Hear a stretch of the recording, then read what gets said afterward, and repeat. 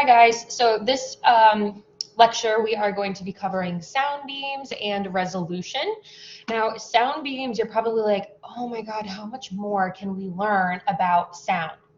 Well, we've talked about just sound, we've talked about sound and ultrasound, we have talked about pulsed wave sound.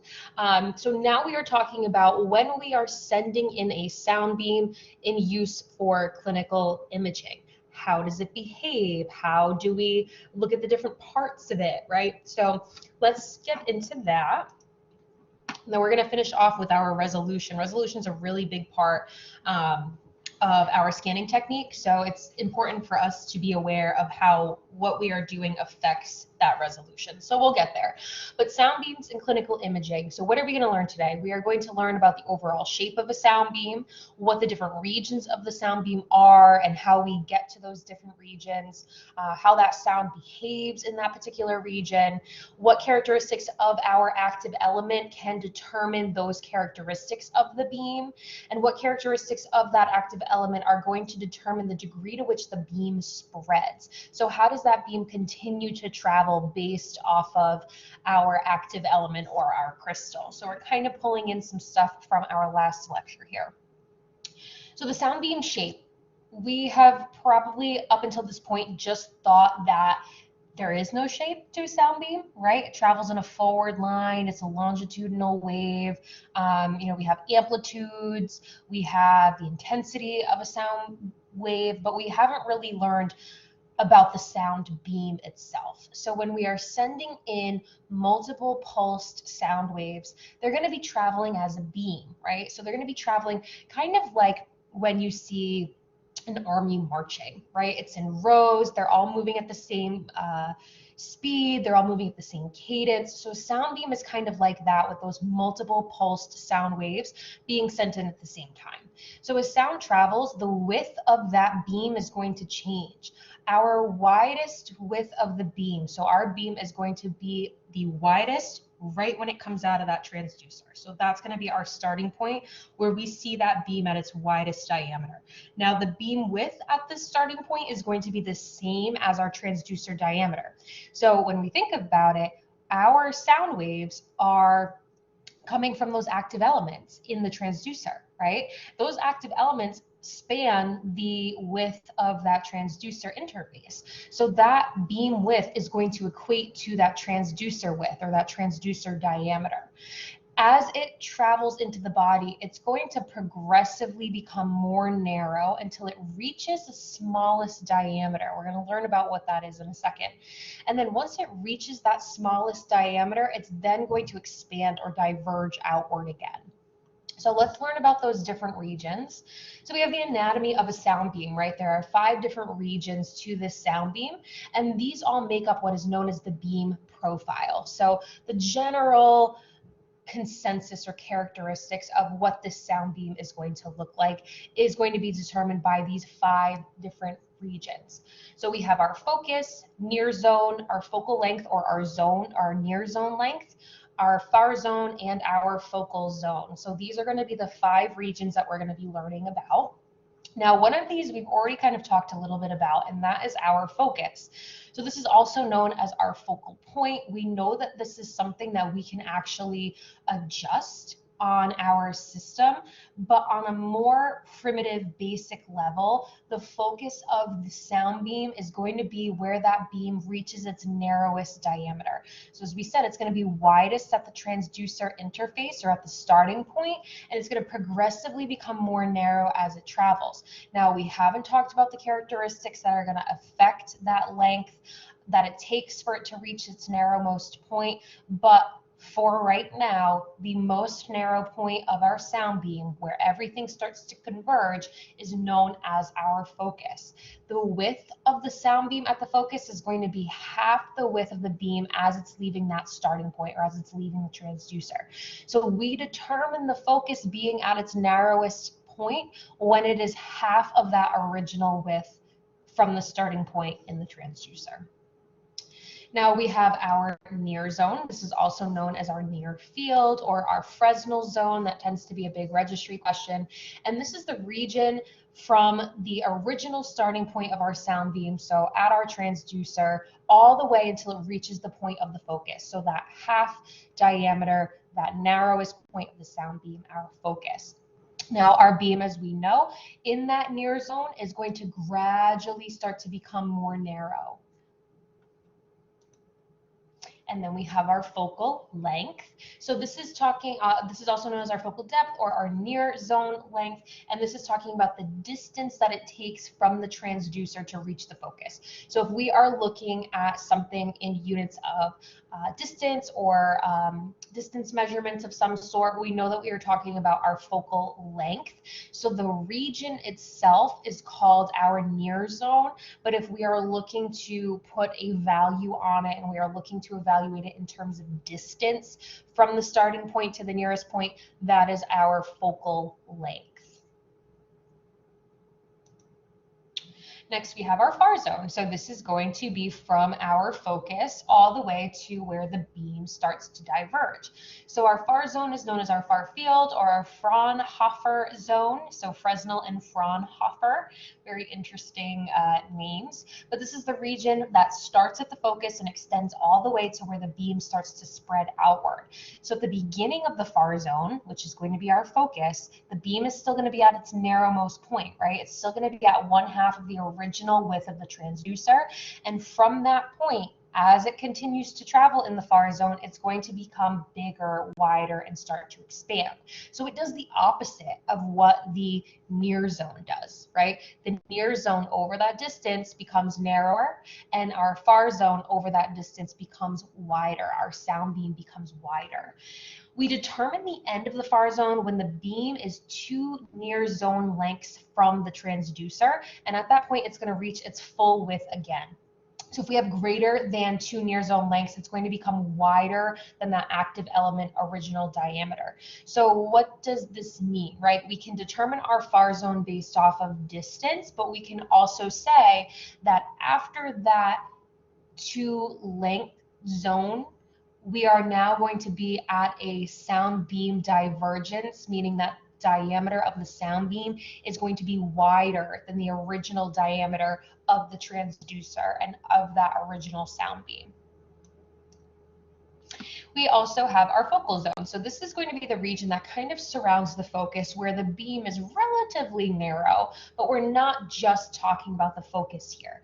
So it's going to represent a portion of the near zone and a portion of the far zone, but mainly it's going to be surrounding that focus, that narrowest point. So reflections from the focal zone are going to create images that are more accurate than those from other depths, and half of the focal zone is located in the near field and the other half is located in the far field, or the near zone and far zone. So this is really the sweet spot of what we want our sound beam to be producing images from. When we are adjusting our focus, this is what we're going for. So when you're scanning and you have your focus set really, really deep and you are trying to evaluate the gallbladder that's superficial in your partner in lab or superficial in your patient at clinical, you are not really evaluating reflections coming from the focal zone. You're evaluating reflections coming more from the far zone, and that's not going to produce the best resolution or the best detail in our image.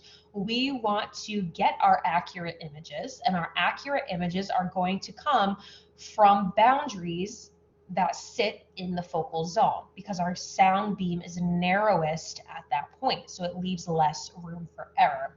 And we'll learn all about that as we go today. So determining our focal depth. So focal depth, this is also known as our focal length or our near zone length. This is the distance from the transducer to the focus. This is going to depend on our transducer diameter. So a larger diameter means that it can have a longer focal depth, and the focus is going to be set deeper into the body because it has more space for that sound beam to converge, right? It has more space for that sound beam to reach half of its original width. If you have a larger original diameter, it's going to take you longer to reach half of that diameter as it converges. So these are going to be directly related, transducer diameter and focal depth. Now, our frequency, our original frequency, is also going to play a factor on determining how far that focus can be positioned. So the higher the frequency, the deeper the focus. Now you're probably thinking, this doesn't make any sense, because everything we've learned about frequency up until this point has not given us anything in terms of penetration. So this is what we call our clinical dilemma. So how can a high frequency sound wave produce a deeper focus, right? This is known as bad physics. So high frequency waves, as we know, are used for superficial imaging because they don't have the penetration, right? They don't have the long wavelength to penetrate and travel further into the body and propagate through all of that tissue.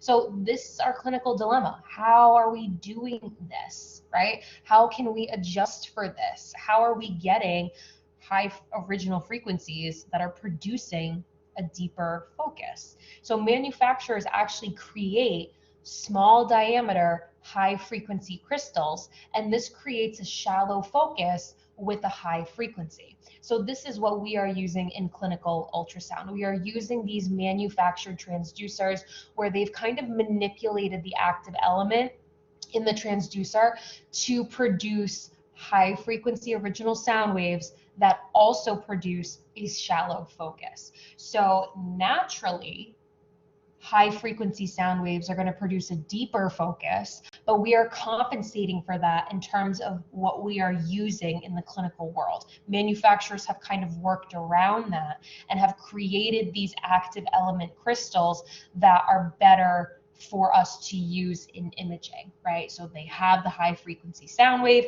which is also producing a shallow focus. So next we have sound beam divergence. So we said that our sound beam is going to converge until it reaches its narrowest point at the focus.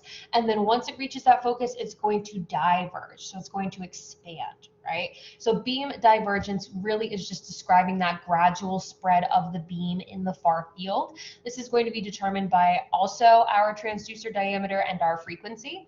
So the smaller the diameter of our crystals in our transducer, the more divergence is going to happen. So these are going to be inversely related to each other. So this means that a larger diameter crystal is going to spread less, resulting in improved lateral resolution in the far field.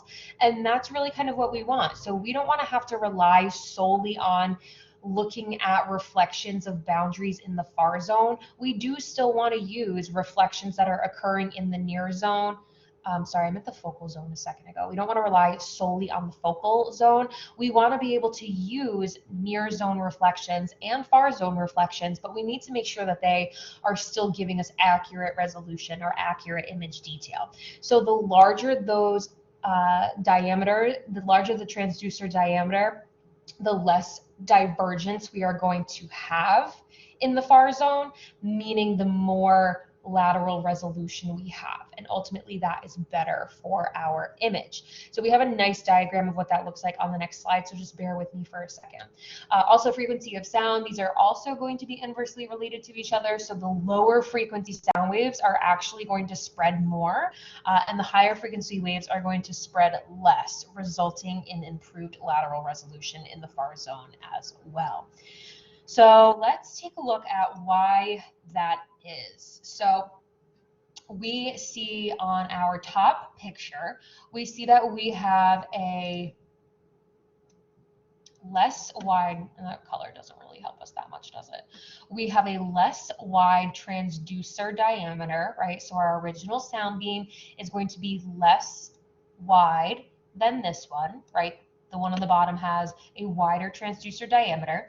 So when we have that wider transducer diameter, it's going to have a longer focal length, right, to where it reaches its narrowmost point, because this is going to be 1/2 of that original diameter. And if we look at this one, it's going to converge much sooner because it takes less distance for it to reach half of its original diameter.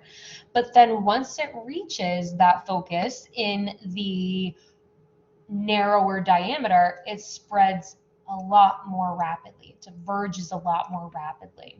Whereas this one on the bottom, it takes longer and it doesn't diverge as much because it has that wider transducer original diameter. It has the longer focal length or focal depth.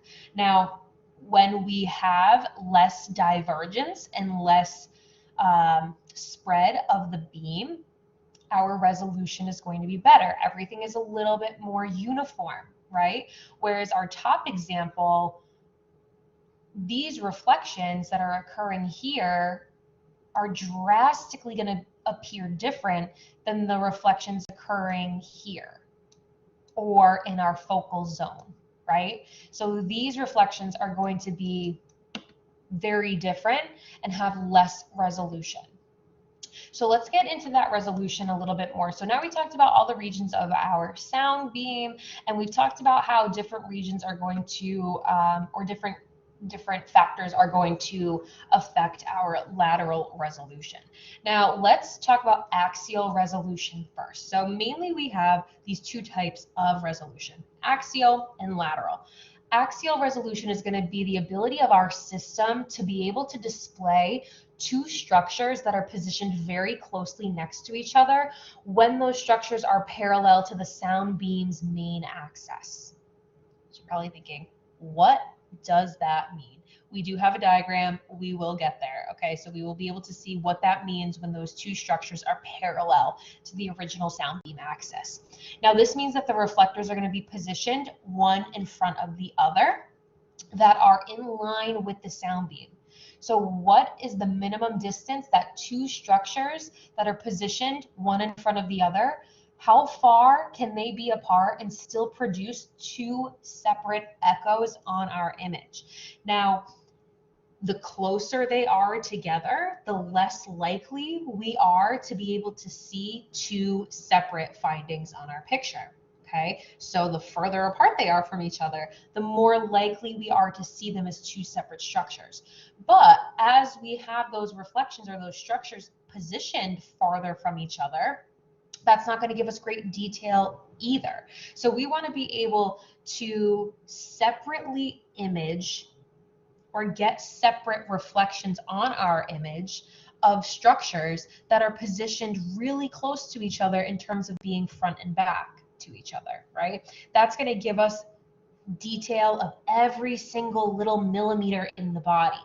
But if they become too close to each other, right, that minimum distance, if they get closer than that minimum distance that they need to be apart, they're going to appear as one reflection on our picture. They're going to appear as one echo on our image. So if we have like two tiny, tiny, tiny little microcalcifications in an organ somewhere, if they are positioned closer than that minimum distance required, they are going to appear as one calcification, right? When in reality, they're two microcalcifications. So we need to be aware of that, and every system is programmed to have the best resolution possible in terms of structures being positioned in front and in back of each other. So we, in a physics sense, we need to know a little bit more about resolution. So we already know it's the distance between two structures positioned one in front of the other that our system can still produce separate echoes and separate reflections of them on our image. Axial resolution is also known as longitudinal, range, radial, or depth resolution. So you can remember that by the acronym LARD, L-A-R-R-D. This tends to be a registry question as well, so they'll try to confuse you. They'll say something along the lines of, all of the following describe the distance required between two structures positioned in front of each other that can still produce separate echoes. And they'll say, all of the following represent this form of resolution except, right? And they'll have longitudinal, range, radial, and then they may have lateral resolution in there. And that doesn't fall in that acronym. So axial resolution is going to be determined by several things. There are several factors that are going to affect the resolution of structures that are positioned in front of each other. Our spatial pulse length. This is going to be determined, if we remember, from our sound source and also our medium. The shorter the pulse, the better our axial resolution. So we want to have that shorter pulse length. This is also going to be related to that pulse duration. So again, also taking into consideration those short pulses. So the shorter the pulse, the shorter the length, the better the axial resolution. Typical values, so typical distance that structures can be positioned away from each other in terms of being front and back, can range from 0.1 to 1 millimeter. So we have a very little room for error in terms of that distance. Lower values are going to equate to shorter pulses and improved image accuracy. So we want to have as short of a distance as possible, because then that means that structures positioned that close to each other can still produce their own individual reflections and echoes on our image. So hopefully this makes a little bit of sense here. Now we do have some equations. You definitely need to know these for your exams. You need to know these equations for your registry, but we can calculate our axial resolution. We can calculate that distance if we're given the information to calculate our spatial pulse length. So if we are given our wavelength and the number of cycles in the pulse, or we're given our frequency, we can calculate the SPL and therefore calculate the axial resolution. So just a little recap here. So axial resolution is going to be determined by our pulse length. As we said, shorter pulses are going to equate to better axial resolution. The shorter the distance required between the two structures, the better. And so the shorter the pulse of our sound wave, the better. So short pulse is created in two ways: less ringing and higher frequencies. You're probably thinking, what is ringing, right? Go back to last week. What did we talk about in terms of the origination of our sound beam in the transducer? The sound wave wants to ring endlessly. It wants to vibrate endlessly, right? But what do we have in the composition of our transducer to reduce that ringing? We have the backing layer, right? We have the backing material and the dampening material to keep that sound wave from just vibrating endlessly, right? So it keeps our pulses nice and short. And a pulse is short if there are fewer cycles in the pulse. So we don't want to have this endless ringing, right? Because if we allow that sound wave to just vibrate uncontrollably and we allow it to ring uncontrollably, we no longer have short pulses, right? So our resolution is going to be lower because of that. So a higher frequency is also going to allow us to have those short pulses, because when we have higher frequency, we have shorter wavelength. It doesn't take as long to send that pulse into the body. We can talk more, right? We don't have to listen as much when we have a higher frequency. So we're going to have better axial resolution, meaning we are going to have a less required distance between those two structures. Next, we have lateral resolution. So this is very similar to axial resolution, but instead of looking at structures that are positioned one in front of the other, we are now looking at the distance between two structures that are sitting side by side. So now these structures are aligned perpendicularly to the sound beam's main axis, whereas the structures that were sitting one in front of the other in axial resolution, we're talking about it in a sense of parallel to the sound beam's main axis. So now we are perpendicular to that with lateral, because our structures are sitting side by side. Now the reflectors, as we said, are positioned right next to each other. So we are looking to see what is the minimum distance that those two structures sitting side by side to each other can be apart, but still produce two distinct echoes on our image. So how close can they be without appearing as one, right? So very similar in the sense to axial resolution. So if you guys are a little bit lost, right, here's our image.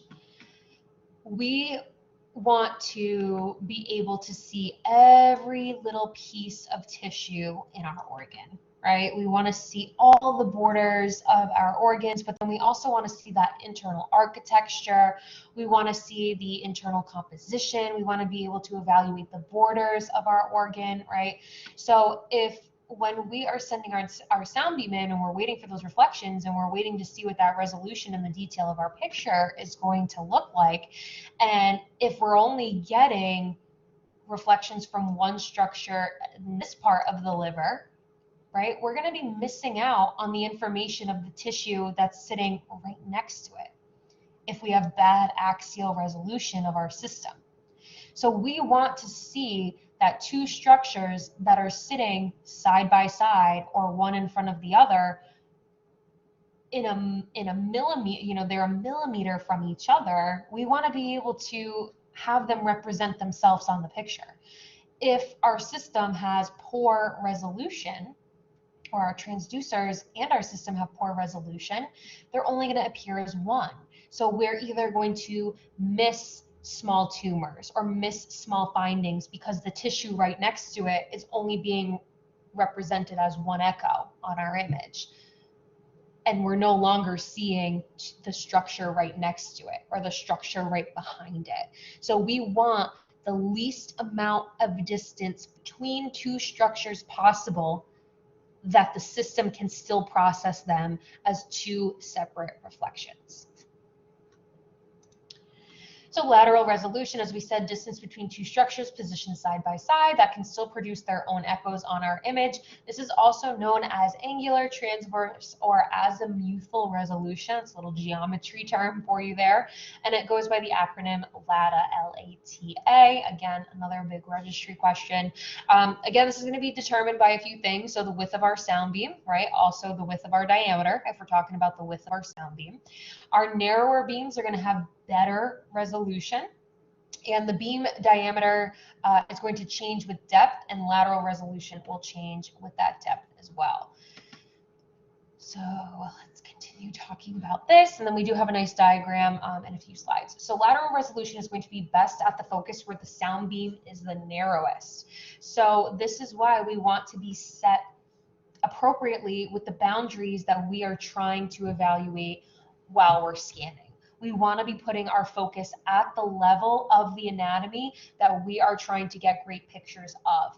Our focus is going to have the best lateral resolution because that's where our sound beam is going to be the narrowest, and it's going to have good resolution in the focal zone, right? Where our beam is still kind of narrow, but we haven't fully reached that narrowest point yet. So lateral resolution is going to equate to our beam diameter. Okay, so the greater our beam diameter, the better our lateral resolution is going to be.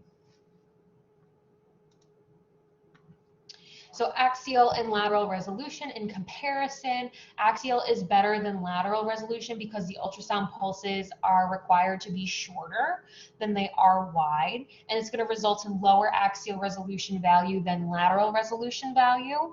Higher frequencies are going to improve both resolutions, but remember, we kind of have that clinical dilemma when it comes to frequency, right? Axial is going to have better resolution because with the higher frequency, it creates those shorter pulses, and lateral resolution is going to be better with the higher frequency waves because it has a narrower beam, right? So we're not really talking about divergence too much here. We want to be aware that our higher frequency waves diverge more, so our far zone information is going to be less accurate in both of these circumstances. So our axial resolution, our lateral resolution, we're really looking at that in terms of like the focal zone, at the focus in particular, but we need to be aware that because both of those types of resolution are better with higher frequency waves, that our divergence is going to have reduced resolution in that far zone. So let's take a look at what this looks like. Both examples here, we have our transducer right up at the top. Okay, our axial resolution, again, we're in that focal zone, And our axial, we can see that those two structures are positioned one in front of the other, and they are parallel to the sound beam, right? The relationship of those two structures is parallel to our sound beam. Our sound beam is traveling in this direction, and those structures are sitting in this direction with each other, okay? And then our lateral resolution, we are looking to see the distance between those two structures if they are sitting side by side. We said lateral resolution is going to be best at the focus where the beam is narrowest. So how do we look at this picture here? Well, here's our focal zone, right, where our beam is going to be the narrowest. So because of that, our structures are sitting perpendicular to our sound beam's main axis, and these are going to be seen as two, right? So if we are looking at the structures sitting side by side in the near zone or in the far zone, they're no longer perpendicular to that sound beam's main axis, right? So they're going to be seen as one structure, because our lateral resolution is not great outside of the focal zone. Okay, so let's talk about focusing a little bit here. Now this is kind of talking about the transducer. How do we get to adjust this, right? So focusing is going to concentrate the sound energy into a narrower beam, and it's going to equate to better lateral resolution, right? So at the narrowest point, our lateral resolution is going to be the best. We talk a lot about lateral resolution when we're talking about focusing, but just keep in mind that axial resolution is just as important, if not more important than lateral resolution, because it's keeping it's talking about structures that are parallel to the sound beam, and it's keeping our pulses as short as possible. So in terms of focusing, there are three different methods that we can use in clinical ultrasound. We have external focusing, and this is when we have a lens on the transducer. We have internal focusing, and this is when we actually curve our active element. Both of these types of focusing are fixed, meaning that this is not something that we can physically adjust. This is something that is programmed into the transducer. And then we also have our third option. This is phased array. So this is what we are adjusting in terms of the electronics of the ultrasound system. So this can only be used on multi-element transducers, and we can never use this on single crystal transducers. We are never using single crystal transducers in clinical ultrasound anyway. The transducers that we are using have multiple active elements and multiple crystals in them, to be able to send out those pulsed wave sound waves. So we are only using phased array focusing, adjustable focusing on transducers that have multiple crystals in them. So let's talk about our fixed focusing. As we said, this is kind of how the transducer comes to us, right? This is programmed into the transducer. We can either have external focusing, which is when we have a lens, and this is placed in front of that piezoelectric material in the transducer, and it's similar to how eyeglasses work. So basically, you are sending out that sound wave from the piezoelectric material, but before it gets all the way through, it's going to go through this lens or this layer that is placed right in front of it. The lens is going to be curved, so it is going to just naturally narrow the beam as the beam travels through it. So think about like when you see movies, or maybe you did this as a kid, but you would take a magnifying glass, right, which is just a curved lens, and you would hold that in a particular degree to the sun, and it can create fire on the opposite side. So that's kind of how this would work. It's kind of converting and it's narrowing all of that energy into a specific location. Next, we have internal type of fixed focusing, and this is when we have a curvature to the piezoelectric crystal. So the crystal is not naturally, but the crystal is curved in the transducer, and that curvature is going to, similar to the lens, concentrate that sound beam into a narrower path. The greater the curvature of that crystal, the more focusing that is going to occur, so our beam is going to become even more narrow. So this is going to be the most common form of fixed focusing. A lot of transducers are really coming to us with that piezoelectric layer already being curved. We're not seeing too many external fixed focusing transducers, but we do need to be aware of the difference and the similarities between the two. So here's just a nice diagram showing the difference between the two. So the lens, the fixed external focusing is our diagram on the bottom. So here is going to be our curved lens that is located behind, or rather in front of, the piezoelectric material. So the sound wave is going to come from the piezoelectric crystal, hit that curvature of that lens, and then it's going to whoosh, narrow itself, right? So we're not like playing with the diameter of the transducer in either type of focusing. We are just making it converge faster, right? And we're making it reach a narrower diameter without actually changing the diameter of the transducer. And then we have our curved active element. So you can see the piezoelectric layer is curved here, and it's going to do the same thing. It's going to kind of congregate all of that sound energy to reach that focus a lot more drastically. So a beam undergoing focusing. So what happens to our original sound beam when we are focusing it in any type of way? It's going to undergo 4 modifications. So when we are focusing, whether it be with a lens, a curvature, or phased array, we are modifying it, right? So the sound beam diameter in the near field and the focal zone is going to narrow. The focus is going to be moved closer to the transducer, so that means that our near zone length, or our focal depth, is going to be reduced, right, because it's narrowing faster. The beam diameter beyond the focal zone is going to widen, so we're going to have that divergence, right? And as we said, with that narrower focus, that higher frequency, that narrower diameter, when we have that, we have more divergence. When we have divergence in the far field, we are going to have decreased lateral resolution, okay? So we are modifying this sound beam to, yes, improve our resolution in our focal zone, and be able to concentrate that energy into a particular region of our sound beam, but we are sacrificing that lateral resolution in the far field. We are sacrificing that depth that we would originally have been able to have our focus be positioned at. And also the size of the focal zone is going to be reduced as well. So lots of information. All of these pictures, I believe, are from your textbook except for slide 22. So you can definitely reference a lot of the pictures from the regions that we learned about.